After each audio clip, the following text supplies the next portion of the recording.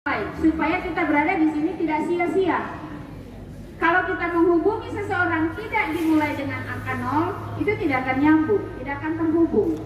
Berarti kalau Anda berkomunikasi dengan Allah tetapi tidak mengosongkan hati dulu, banyak pikiran, tembus tidak? Nyambung? Makanya jangan salah, ketika Anda berdoa tidak diijabah, tidak dijawab. Kenapa? Sebelum kita mengangkat tangan dan berdoa, hati ini sudah memberi kabar bahwa doa saya tidak diterima. Kenapa? Hatinya setengah. Ya kan? Sebelum kita berdoa, sebelum berzikir, ikhlaskan jiwa Anda berada 30 menit di lapangan, kosongkan jiwanya. Sama dengan ketika Anda menghubungi teman, Anda memulai dengan 0852, 0853, semua angka 0. Begitu juga ketika kita berkomunikasi dengan Allah Subhanahu wa Ta'ala. Jadi jangan salahkan siapa. Kalau ada doa yang mungkin dipending, ada doa yang mungkin tidak diijabah, cobalah tanya diri kita, mungkinkah saya salah dalam melantunkan doa itu sehingga tidak ada jawaban? Oke? 0852 berarti memulai ibadah kepada Allah dalam bentuk apapun juga, kosongkan jiwanya supaya itu doanya sampai. Caranya ada banyak. Masuk lapangan, bawa Al-Quran, bawa buku zikir, jangan bawa handphone. Karena kalau handphone Anda bisa belok kiri, ya. Kalau ada Al-Quran di rumah, jangan biarkan berdebu. Harapan saya zikir minggu depan lebih hikmat, karena semua sudah punya buku. Duduknya sudah berubah, tidak seperti orang yang kalah dalam pertarungan. Oke? Siap bawa Al-Quran minggu depan? Siap. Siap bawa buku zikir? Siap. Masukkan dalam tas, jangan dilepas lagi. Orang rumah kan masih punya Al-Quran yang lain. Oke? Semoga hati kita tetap terjaga, sehingga apa yang kita lakukan setiap hari diberkahi oleh Allah Subhanahu wa Ta'ala. Sekian, Assalamualaikum warahmatullahi wabarakatuh. Ada tambahan dari Ibu Wakasek Kesiswaan. Saya persilakan, Bu. Barangkali kita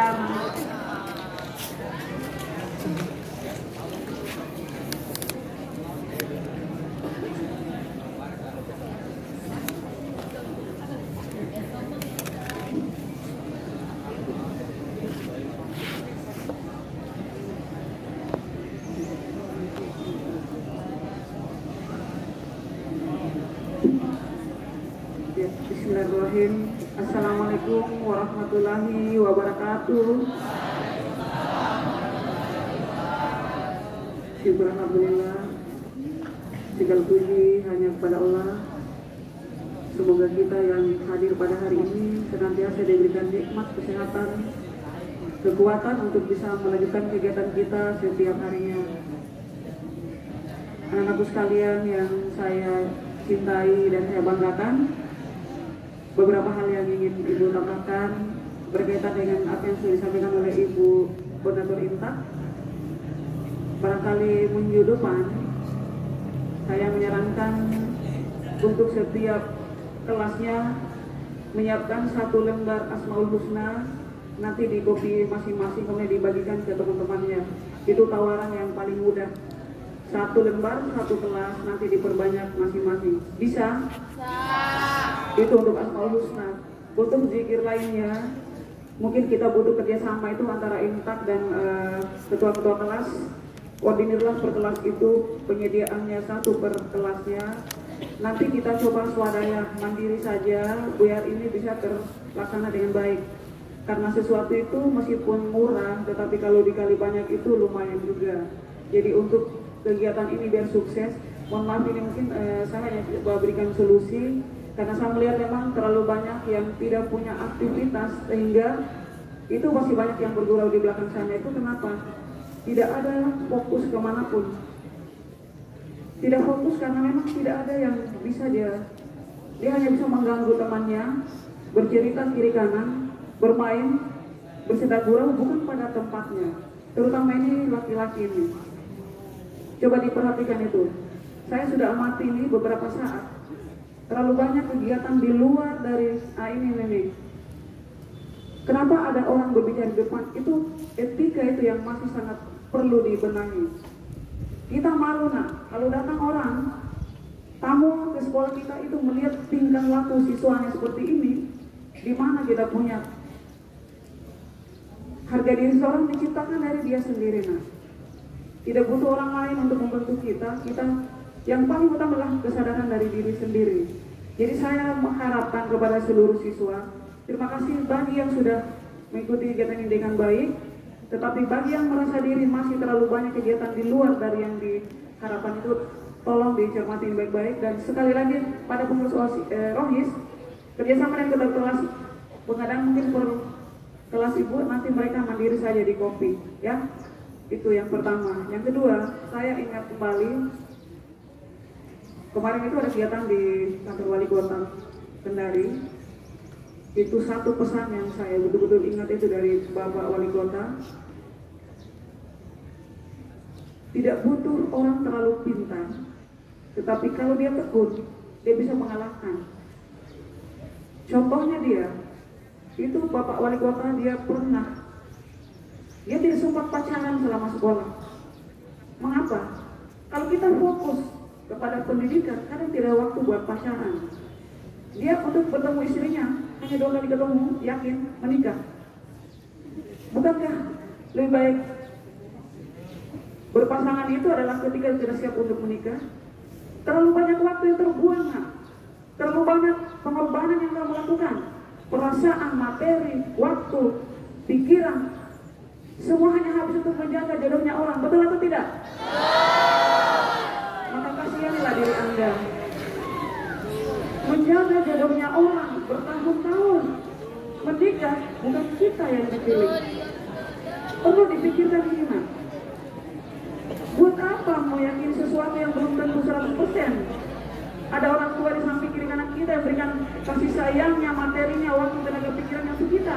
Kita abaikan orang tua. Justru yang menjadi sesuatu yang belum pasti itu yang diutamakan. Bukankah itu sebuah kesalahan? Betul atau tidak? Makanya itu anak-anakku sekalian, fokus dulu di dirimu, keluargamu, saudara-saudaramu. Persiapkan dirimu sebaik-baiknya. Insya Allah sudah dalam Al-Quran ya Bu, orang yang baik-baik akan mendapatkan juga yang baik-baik. Yakin saja itu firman atau hadis itu? Hadis atau ayat Al-Quran itu. Yang kedua, dia pernah nilai 100 nilai matematika ujian nasional. Rahasianya apa?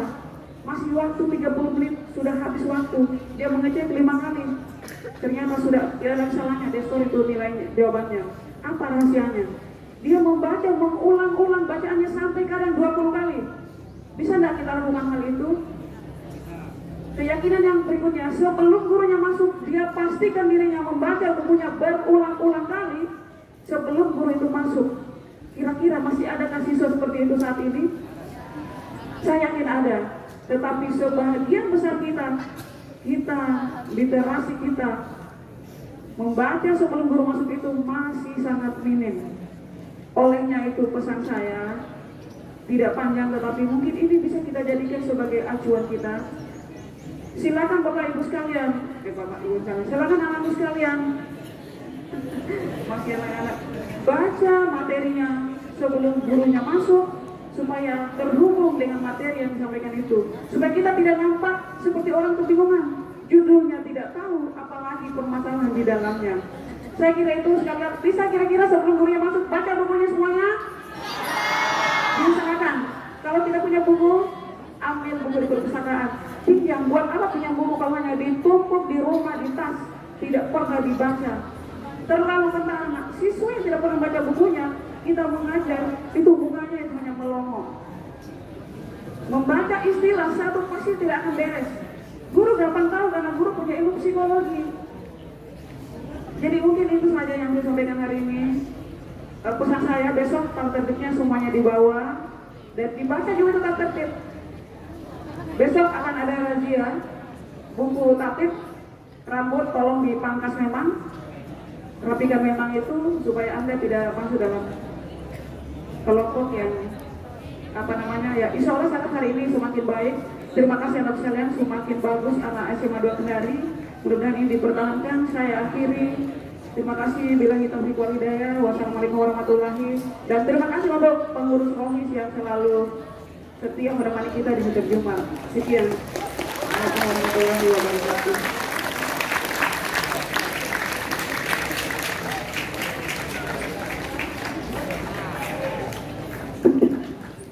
Itulah tadi beberapa penyampaian dari dua kesiswaan dan pembina rohis. Selanjutnya pembacaan doa.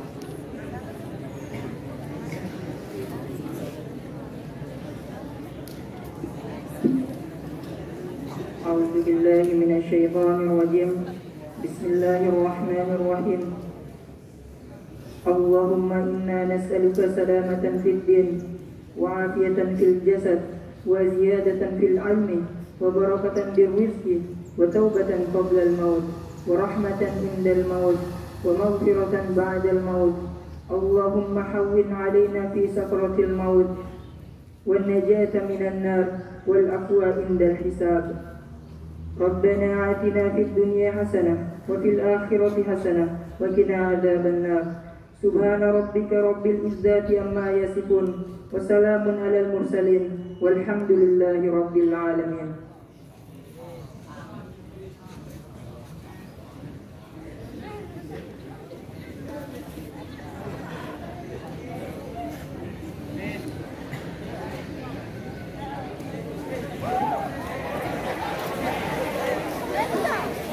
Disampaikan kepada kelas 12 IPA 3 agar mempersiapkan perwakilannya untuk pengadaan nasi pada Jumat depan. Sekian kita pada pagi hari ini. Wassalamualaikum warahmatullahi wabarakatuh. Allah Subhanahu wa taala. Berarti 15 menit atau 30 menit kita berada di sini, pasti kita serius. Ala bizikrillahi tatmainnul qulub. Bukankah dengan berzikir kepada Allah akan mendatangkan ketenangan jiwa pada kalian? Karena itu pelihara fisiknya, pelihara jiwanya. Karena jiwa itu akan merefleksi ke seluruh perbuatan kita dalam keseharian. Itu baru satu bahasa cinta. Singkat waktu, kita memulai kegiatan infak pada pagi hari ini dengan membaca Asmaul Husna yang akan dipimpin oleh perwakilan kelas 12 IPA 2. Kepadanya saya persilakan.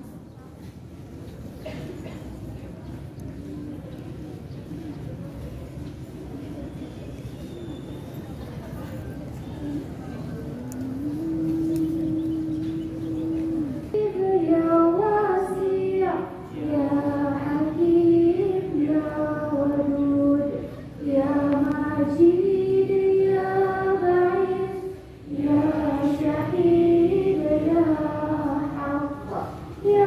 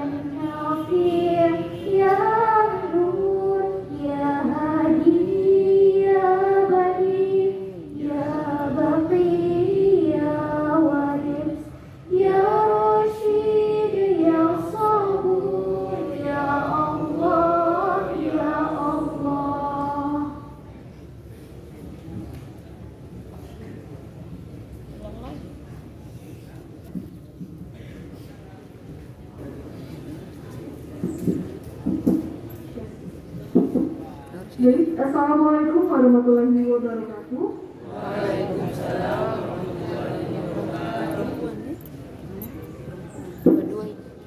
Puji serta syukur kita panjatkan atas berkat karunia Tuhan Yang Maha Esa. Karena berkat rahmat dan karunia-Nya lah kita dapat berkumpul pada hari ini.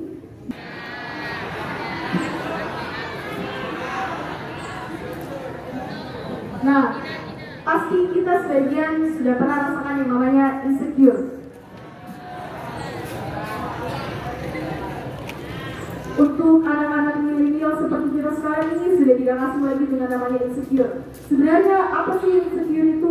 Nah, insecure itu adalah rasa kurang percaya diri terhadap apa yang kita miliki. Nah, dalam menurut pandangan Islam, apakah insecure ini boleh atau tidak? Kalau kita kenal insecure sebagai rasa kurang percaya diri, nah kebalikannya, secure adalah rasa percaya diri. Jadi bagaimana cara kita untuk menumbuhkan rasa percaya diri di zaman milenial seperti sekarang ini? Insecure itu ada dua penyebabnya. Yang pertama karena circle pertemanan, dan yang kedua adalah sosial media. Yang harus jadi prinsip kita yaitu bagaimana caranya kita percaya diri di era seperti sekarang ini. Jangan pernah meremehkan apa yang kita miliki dalam diri kita.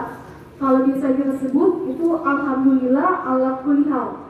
Segala puji kepada Allah Subhanahu wa taala yang telah memberikan kita kesempurnaan. Salah satu prinsip yang harus ditanamkan ke dalam hati kita dan juga di dalam pikiran kita dan lain sebagainya. Masalah cantik kita sering insecure, masalah bapak juga kita sering insecure.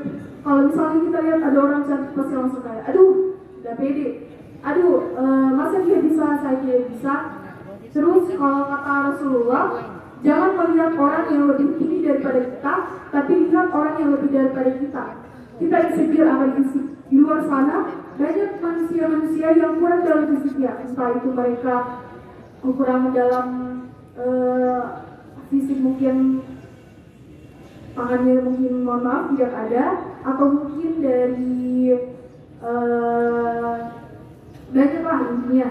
Kemudian kalau yang cantik biasanya kita bilang aduh dia sempurna sekali, belum tentu, karena yang cantik fisiknya belum tentu cantik hatinya.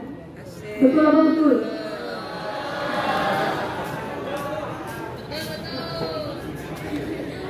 Yang cantik tidak perlu kita lihat, yang tampan juga tidak perlu kita lihat, apalagi yang kaya. Kalau melihat orang yang lebih dari kita, biarkan saja mereka lewat, anggap saja angin lalu. Kalau kita lihat, tinggal bilang, aduh saya juga cantik menurut versi saya sendiri. Yang bisa lihat kecantikan saya cuma diri saya sendiri. Itu sebenarnya salah satu cara agar bisa mengurangi insecure kita. Imam Al-Ghazali pernah berkata bahwa ciri-ciri bisa bersyukur yang pertama, ketika dia sering mengucap alhamdulillah.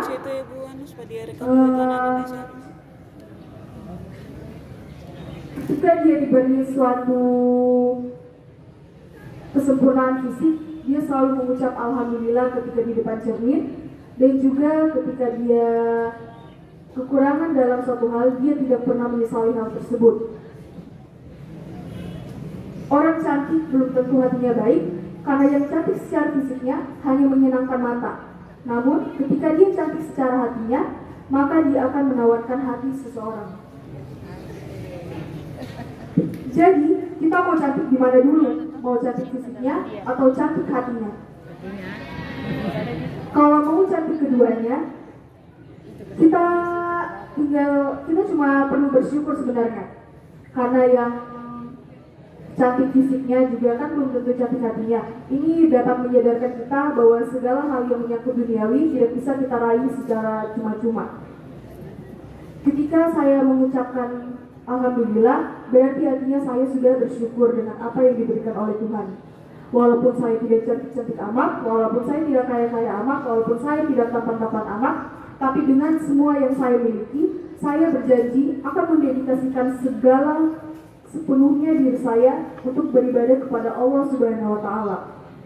Ketika kita insecure secara duniawi, kita salah. Karena bersyukur atas apa yang Allah berikan itu lebih bagus daripada kita insecure.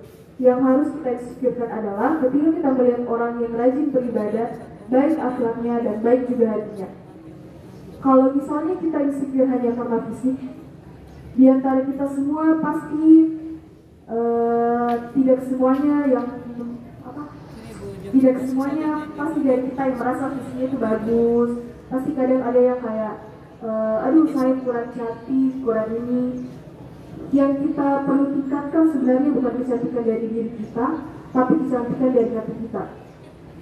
Kalau kita cantik secara fisik,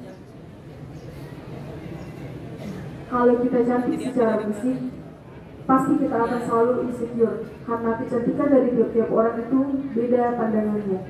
Kalau misalnya pandangan kita tentang cantik itu hanya merujuk pada fisik, kita tidak bisa melihat kecantikan dari diri orang lain. Kalau misalnya kita bersyukur, itu sudah pasti kita tidak akan merasakan insecure lagi.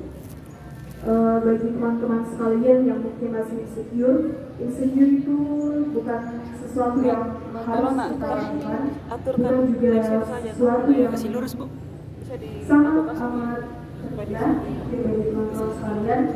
Tapi insecure itu hanya membawa dari diri kita sendiri. Bagaimana cara kita bersyukur akan menentukan kecantikan dari diri kita sendiri. Jadi bagi teman-teman sekalian, jangan pernah menganggap diri kita kurang dalam hal apapun, karena apa yang kita peroleh, apa yang kita diberikan oleh Tuhan, itu semuanya sudah lebih dari cukup. Sekian untuk singkat dari saya, lebih dari kurang yang mohon dimaafkan. Wabillahi taufiq wal hidayah. Wassalamualaikum warahmatullahi wabarakatuh.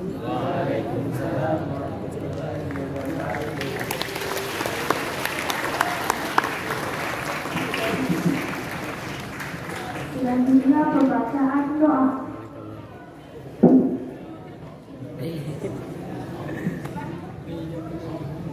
Ini nyatanya.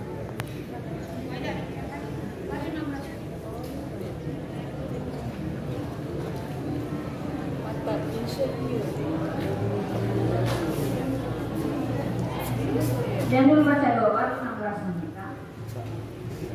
Baik anak-anakku semua, Assalamualaikum warahmatullahi wabarakatuh. Waalaikumsalam warahmatullahi wabarakatuh. Alhamdulillah. Beberapa hal yang ingin saya sampaikan terkait dengan apa yang kita lakukan hari ini. Hari ini kita melakukan zikir. Kita duduk bertafakur, berdoa semoga apa yang kita lakukan berkah. Karena itu sepanjang kegiatan infak kita sama-sama saling mengamati. Karena itu ada beberapa hal yang ingin saya sampaikan.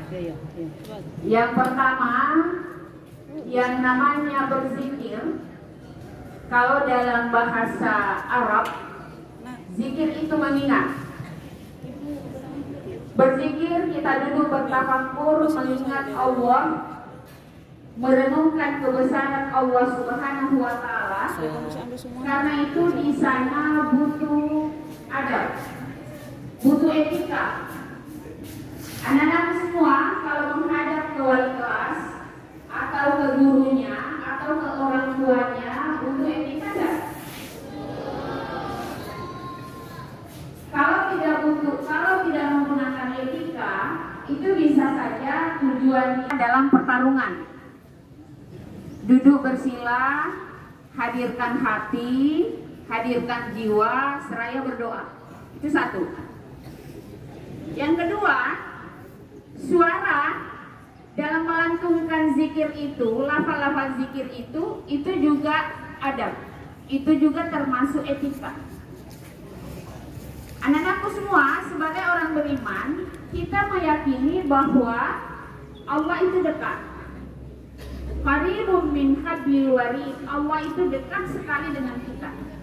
Nah, kalau kita dekat dengan sesuatu atau dekat dengan seseorang, Bagaimana cara memanggilnya? Tidak. Pasti jengkel. Kita menganggap seseorang itu tidak sopan dengan kita. Karena itu kalau kita meyakini bahwa Allah itu dekat dengan kita, berarti cara berzikir itu, cara bersuara, suara kita harus syahdu. Karena kita meyakini bahwa Allah itu di dekat, berarti kita tidak berteriak. Ini benar-benar hikmat, diharapkan jangan datang duduk di lapangan dengan tangan kosong. Bawalah sesuatu, bawalah buku zikir, bawa buku yasin. Saya yakin di rumah lebih dari 2 Al-Quran. Ada enggak rumah yang tidak ada Al-Qurannya? Ya? Ada rumah yang tidak ada handphonenya? Jangan keluar lagi, simpan terus karena setiap saat digunakan.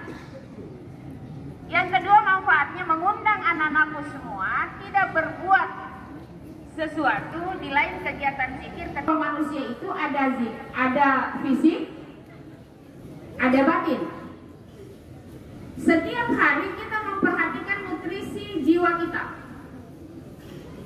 Mana buktinya kita memperhatikan nutrisi diri untuk menutrisi jiwa? Sebab kalau jiwa tidak sehat, jiwa kita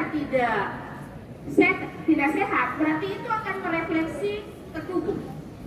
Akal yang sehat terletak di mana? Ayo. Akal yang sehat terletak di mana?